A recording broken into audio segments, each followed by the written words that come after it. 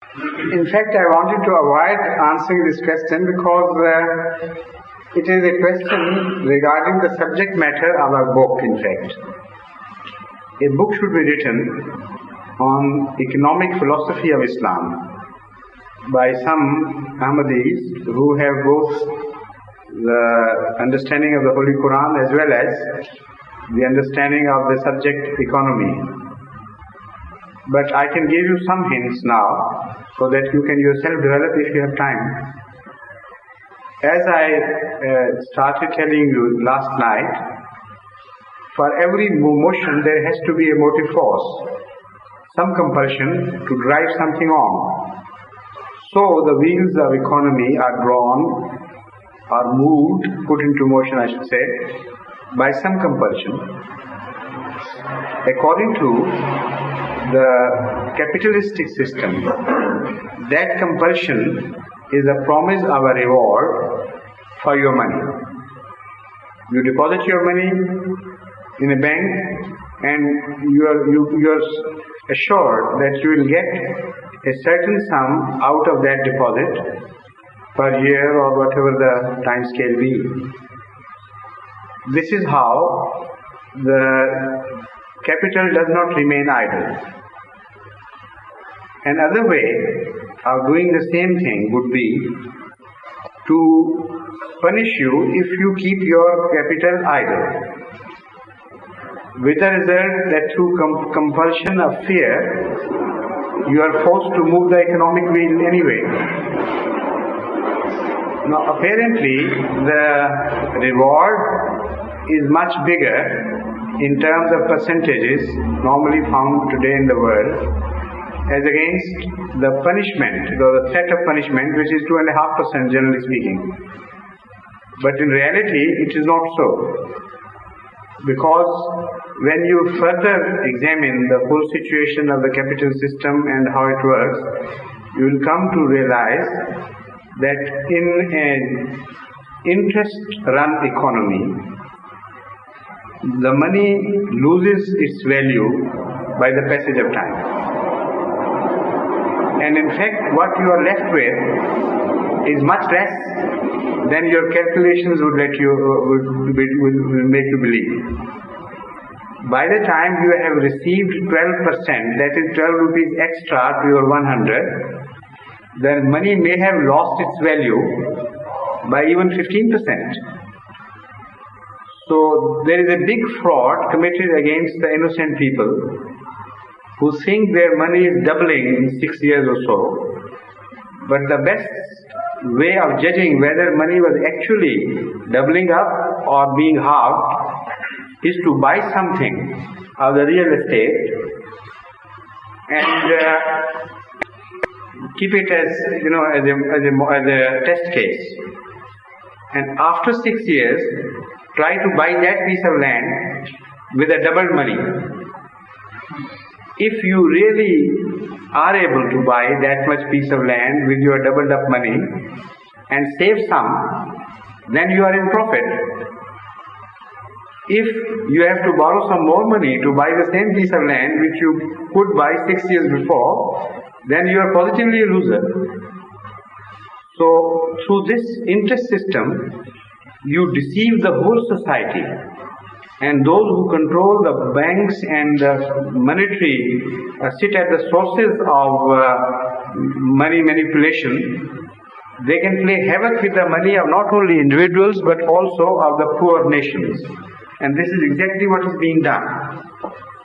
Apart from that, the threat of tax on capital is different thing. This is the profit which you receive is not calculated according to the whole capital.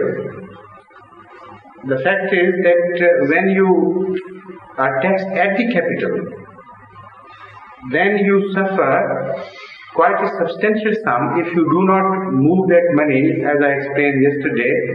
Within a matter of years, you will be left with nothing. So when you are compelled to move, obviously the rate of profit that you can make would be more than 2.5% or should be. Normally, This is, considering the normal,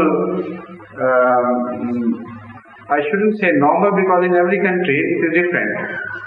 But what I want to say is that you take the specimen economy of any country. Even in the poorest country, the rate of genuine profit would be higher than 2.5%. So what you gain is a real gain and not an imaginary gain after paying the taxes. But that is not all. Now I am going to compare the philosophy and what truly lies behind the Islamic philosophy. Ahmad sallallahu alaihi wasallam once mentioned by way of a question. We wanted to convey some message through a question regarding the interest. He asked someone, does your money give children, gives birth to babies? So he was surprised. He said, no. He said, then why are you charging so much for lending your money? What he pointed out was a much deeper thing than what appears. The fact is that money in itself has neither the quality of growing nor the quality of lessening.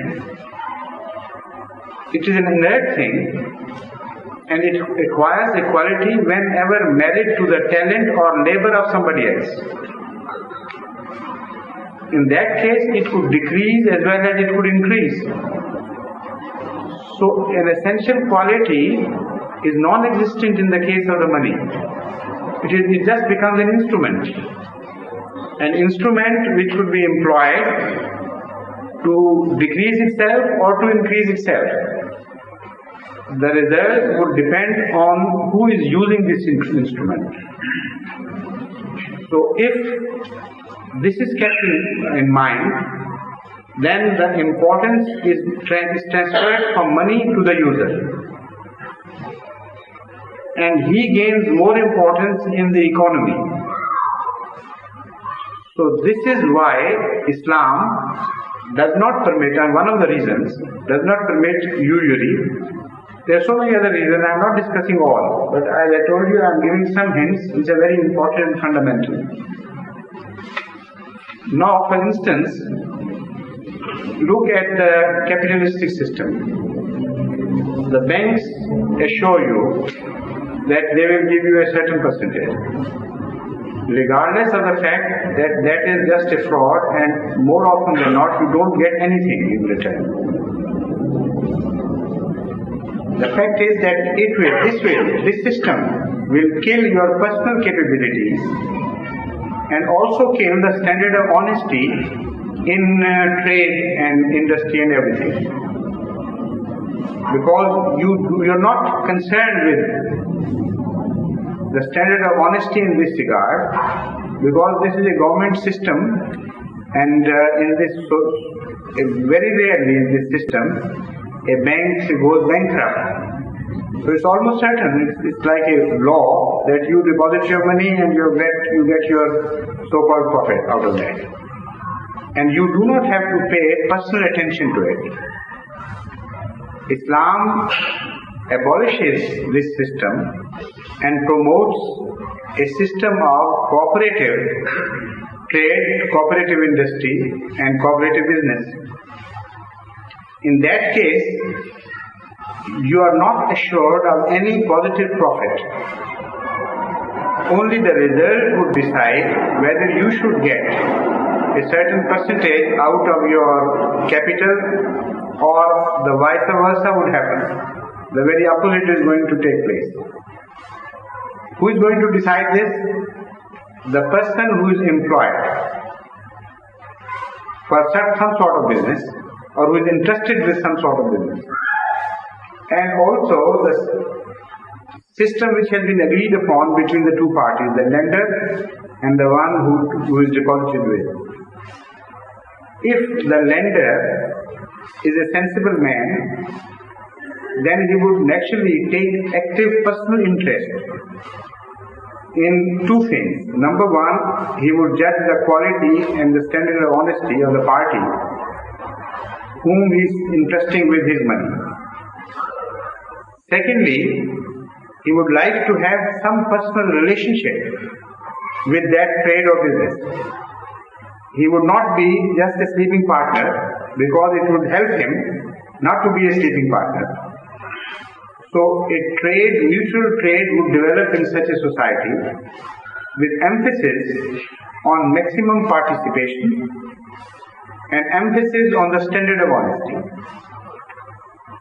When this system was practiced in the early centuries of Islam, this is exactly what happened. It was a highly boosting economy in the early centuries of Islam, which became the center of the entire world. And what actually was happening, that the most pious and the most trustworthy had become banks automatically.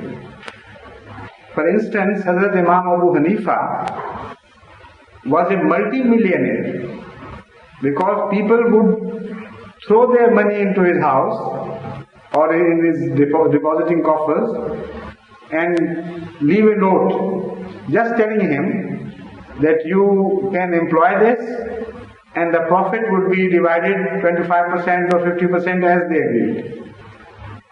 And some would leave the money without permitting him to employ that money, and that was amanah. So this is the second thing. In amanat, the conditions are different, and in trade they are different. When you permit someone to go into trade with your money, then you share the profit as well as the loss.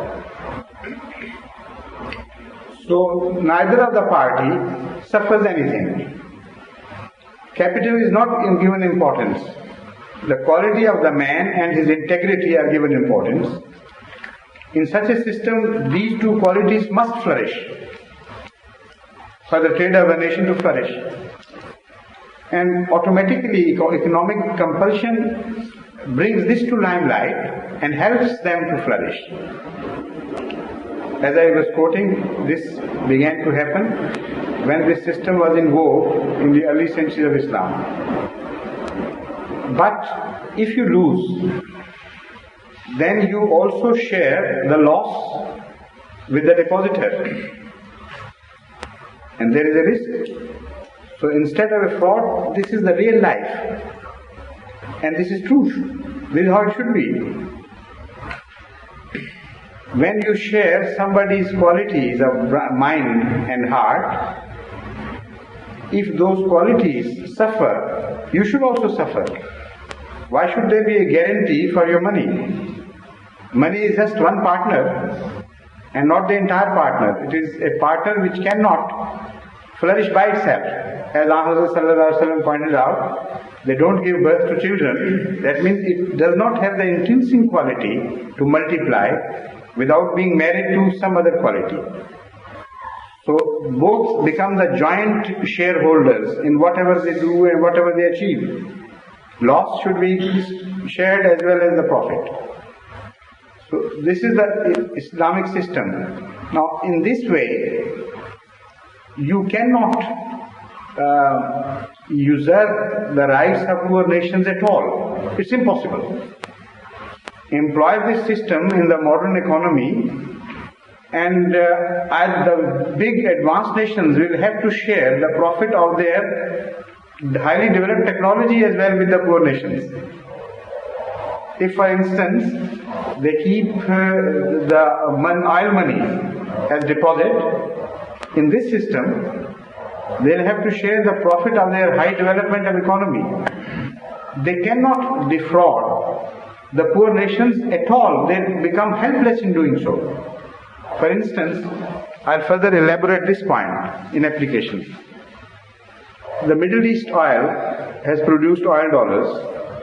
They are deposited with the highly developed nations because they are the controllers of the whole banking system. The entire monetary system is in their hand. Now, they have to pay them, apparently, some profit in the name of interest, or some interest in the name of profit. It's neither interest nor profit, it is a total loss in fact. What happens is that they sell, they of course employ their money in industry, in trade, in other systems which reproduce. So they know they have to pay them 12% or 13%, and they know that they have to sell their goods in the same markets, with the result that they can increase the prices of the goods which they sell ultimately to their markets. Through cost accountancy, they add in one column the 12% which they have to give them. And after that will become cost. So there should be some profit. So their 35% should be added to that. So whatever they get is much more than what they pay to them. And the poor nations cannot in any way share their profits. What is given over to them by way of profits is taken back by way of other profits, plus it is nullified by an increased rate of inflation. Next year when they go to buy things, if it was $100 billion which had stolen to $112 billion, the same things which they could have bought at the early first year would, for $100 million for example, would after a year be not available for even $120 million. So where is the profit? Through the system of interest, the capitalist nations are befooling the whole of the underdeveloped world and destroying their economy, and the capital is getting amassed in fewer and fewer hands. Now this is one aspect which is ultimately promotive to world wars. Hazrat Muslim Maud has written on this aspect of the dangers of a system run on interest, that is the capitalist system. But I have also elaborated on this in some other either addresses or some articles, I don't know. But this aspect itself requires a full treatment. In fact, the system of usury is playing havoc with the whole world in so many ways. It's not just one single way. On the other hand, as I mentioned, if you stick to the compulsory system of zakat to circulate your money, that is the national money, that has all the advantages of an honest society. And everybody shares equally, not even on individual basis, but also on national basis. All the poor nations would begin to become partners with the scientific developments of the richer nations. And when they lend them their money, if the poor nations cannot employ them correctly and honestly, nothing would be lent to them. Because the rich nations will have to suffer the loss in the Islamic system. So they will be doubly wise before lending their money and would ensure to it that the money does not run into loss. If they are insured by a usury system or interest system, that whatever money they lend to the poor countries has to be returned to them and with certain profits. Now there they become completely careless as to what is done to that money. In fact, sometimes they promote it being run on loss, because then more and more strings are attached to such poor people, and political predominance is born out of this fact. Many a poor nation has totally been enslaved through this usury system. And ultimately a time comes when the situation becomes extremely explosive. Some nations, as nations, have run into bankruptcy. So is the case with many South American countries. Even such countries as Brazil, which would be very rich, cannot pay back her interest, not to mention the capital. So the whole world is being very cruelly treated by the rich people through the agency of this interest system. Now, it is a strange thing, apparently it's paradoxical, but this is also true, that when rich people lend their money to the poor people, the rate of inflation does not help the poor people, because their lending is in the form of not capital but capital goods. Goods come from these rich people. So there is no question of their running into loss through inflation. For instance, if Pakistan is helped, Pakistan will have either, even if it is helped in the form of capital, that capital will have to be employed in the Western markets. And more often than not, there are strings attached, and instead of capital, the country is helped in the form of goods. You are allotted a certain sum, say $1 billion, and you have to buy certain goods from certain markets, not free markets. If America is lending, then America would prefer herself to be the buying place. Now, when you have to buy under aid, you have all the disadvantage of a person who cannot bargain. So, price for the asking is the determined price in the end. And not only that, in the name of technical assistances, extremely high paid staff is sent along with such aid or loans, which draw a major portion of that aid in the form of their salaries and amenities. So there are so many ways attached to this, through which the whole purpose of the aid is negated and exactly the opposite is produced. What is left is just the loan and a mounting loan for that matter, until a situation arises where the whole nation is incapable of paying annually its interest alone. This has happened to Pakistan, this has happened to other countries, Argentina, and other countries, so many other, Mexico, yes, Mexico, and to many other countries. I mean, there is a long list, and they are helpless. Now, if they ultimately say they are not going to pay, then war can start on this issue as well.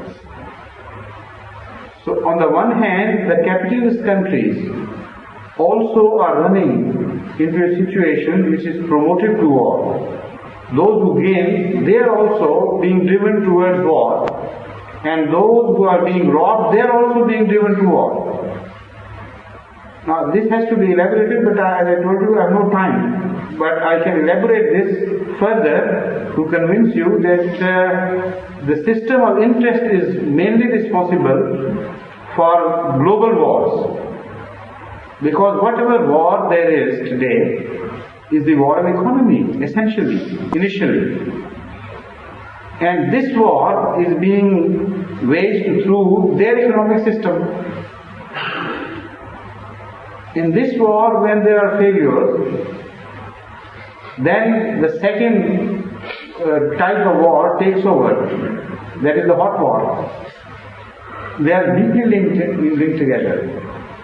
Moreover, there are Jews who control the monetary system of the entire world through very clever means. Now, they are not parts of the government. Apparently, they are parts of the government, but they also sit aside. And at the time of great wars, they become the lenders. And again, they play havoc with the whole world peace and the world economic system and everything, because being of this world, yet they are not of this world. They do not share the losses of the world governments, but they share and they are insured of the profits of the world governments. And during the time of war, they see to it that their money is returned to them in real form or in the form of real profits, not in the form of just inflationary profits. So there are some of the disadvantages of the capitalist system which I have mentioned, but as I told you, there are so many other fields to be discussed and compared as well. Well, that's very kind of you. Thank you. If you continue to think on these lines, and if you have other questions on the same aspect, you can ask me again. Because as I said, it was impossible to treat the whole subject in this short session. So I have just concentrated on one aspect. Later on maybe I can throw light on some others, if you think of some.